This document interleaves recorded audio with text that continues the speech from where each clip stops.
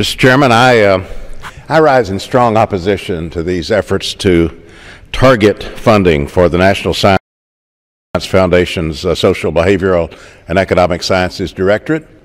The world's changing rapidly. We need quality research to help us understand how imminent and unforeseen changes in areas such as technology, climate, immigration, the economy will affect our society and our future, and these things do have policy implications. We shouldn't be wasting hard-earned taxpayer money, in fact, on policy solutions that are not rooted in sound research. Precisely the type of research that some of these efforts here today seek to curtail. As a result of research funded by the SBE Directorate, for example, we're learning how to better respond to natural and economic disasters, how to improve the educational methods practiced in our nation's classroom, how to expand outreach to children regarding STEM education. We've learned how to increase the safety of our troops in combat, how to better reduce violence among our young people, and we have expanded our knowledge of how the human mind works through the BRAIN Initiative, led by Ranking Member Fattah and Chairman Wolf. In this era of Tea Party preeminence and so-called fiscal discipline at the expense of rational policy decisions, taking cheap shots at federal programs has become a favorite indoor sport.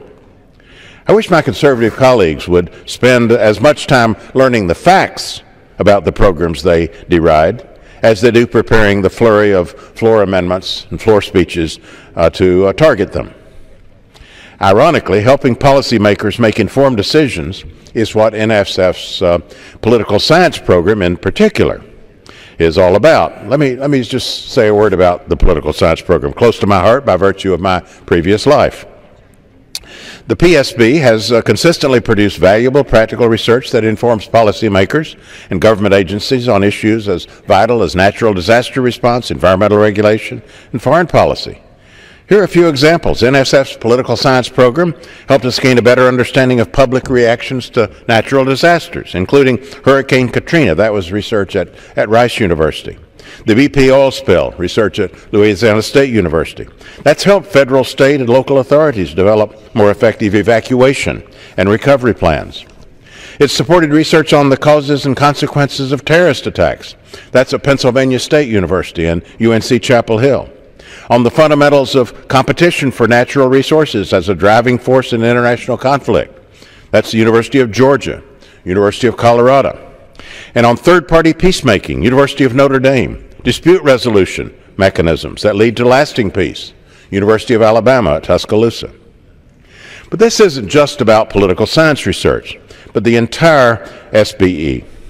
NSF's rigorous peer review process assures that only meritorious proposals are funded in an era where quick internet search can generate a statistic or an opinion.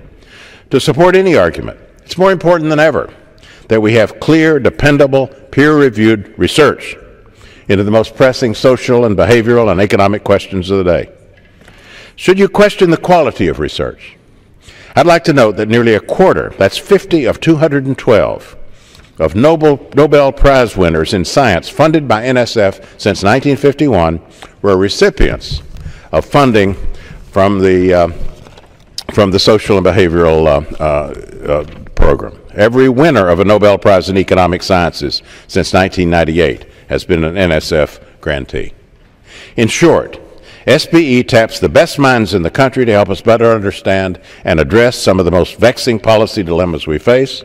The body of work it has produced informs the decisions of Americans' first responders, our military leaders, our regulators, our diplomats, our policymakers.